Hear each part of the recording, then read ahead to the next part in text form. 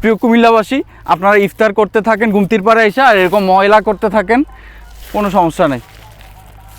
আপনাদের জন্য বস্তা নিয়ে আসছি, আপনাদেরকে ঢুকাবো না, এই ময়লাগুলো ঢুকাবো। তবে আপনাদের কাছে অনুরোধ থাকবে, আপনারা পরবর্তীতে যারা আসবেন অবশ্যই ব্যাগ নিয়ে আসবেন। ইফতার করে যাওয়ার সময় আপনাদের ময়লাগুলা, শহরের ময়লা শহরে ডাস্টবিনে ফেলাই দিয়ে আসবেন। খাসির বিরিয়ানি খাইছিলেন নাকি ভাই?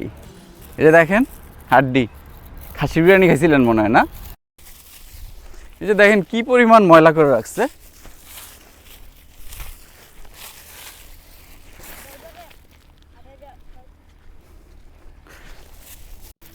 আমি ভিডিওটা কাটতেছি, ওই শেষ পর্যন্ত যাওয়া লাগবে, তারপর বস্তাগুলো আপনাদেরকে দেখাইতে পারবো।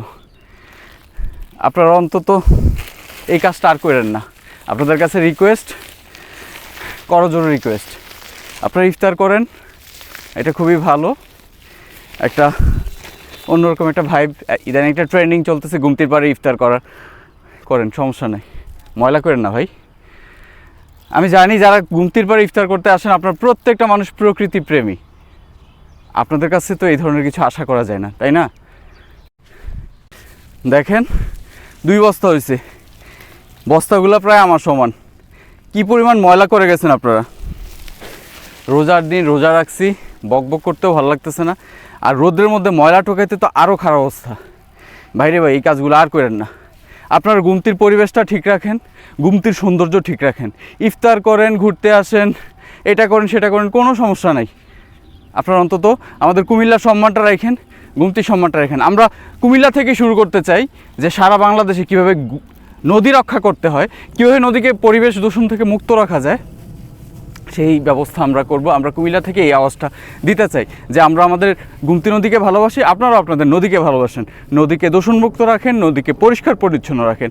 আর যারা ইফতার করে গেছেন তাদের প্রতি আমার কোনো আক্রোশ নাই, কিন্তু আপনাদের কাছ থেকে একটা মানে সুস্থ চিন্তা আশা করি। আপনাদের কাছ থেকে আশা করি এই যে আপনারা হয়তো 1000 মানুষের এই পরিমাণ ময়লা হয়েছে, যদি 5 জন 10 জন করে আসেন, একটা পলিথিনে ময়লাগুলো নিয়ে যেতে পারবেন। গুমতির পাড়টা ময়লা করেন না ভাই। প্রিয় দর্শক, দেখেন এইখানটা কিন্তু মোটামুটি পরিষ্কার, প্রায় অনেকটা অংশ আমরা এই পরিষ্কার করতে পারছি। ভাল লাগতেছে এখন দেখতে, আরও পরিষ্কার করতে পারলে ভালো লাগতো। আরও কিছু ময়লা আছে কিন্তু হচ্ছে না, মানে রোদ্রের মধ্যে করতে করতে মাথা চক্কর মারতেছে। আপনারা দেখেন আগে কি অবস্থা ছিল আর এখন কি অবস্থায় আছে। আগের ভিডিওতে আপনারা কেমন দেখছেন, এখন কি অবস্থায় আছে। তো এইভাবে দেখতেও কিন্তু ভাল লাগে। আজকের দিনে যারা ইফতার করতে আসবে, ওরা এসে কিন্তু একটা সুন্দর পরিষ্কার পরিচ্ছন্ন গুমতির পাড় পাবে। ওরা যদি একটা আবর্জনা স্তূপ পাইতো, ওদেরও কিন্তু মনে হইতো ডাস্টবিনে বৈশা ইফতার করতেছে। আমি কোনো পরিবেশবাদী না, পরিবেশ নিয়ে আমার অত বেশি চিন্তা নেই। আমি কোনো পরিবেশবাদী সংগঠনের মানুষও না। আমি প্রকৃতিকে ভালোবাসি। আমি একজন সাধারণ বাংলাদেশি হিসেবে আমার যতটুকু দায়িত্ব ততটুকু পালন করার চেষ্টা করি। পানির ভিতরে কিছু ময়লা আছে, বাট আমি সাঁতারও পারি না, আর নদীতে নামার মতো অবস্থাও নাই। তো ডুবে মরে গেলে তো দেখা যাবে যে হিতে বিপরীত হয়ে যেতে পারে। এই পাশটা একটু দেখা, মোটামুটি পরিষ্কার হয়ে গেছে।